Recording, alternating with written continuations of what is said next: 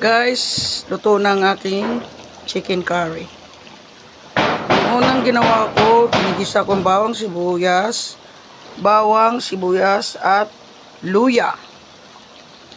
Sangkutsa ko yung 1 kilo, 1/4 na manok.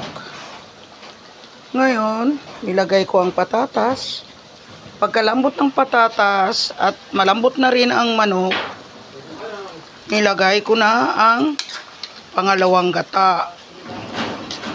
Ngayon, pinakulo ko pa ng pinakulo hanggat naluto pa. At sabay ko na rin nilagay ang kakhang gata. So, ngayon guys, luto na ang chicken curry. Wow, sarap talaga. Malinamnam. Yan ang aming para sa tanghalian namin ngayon.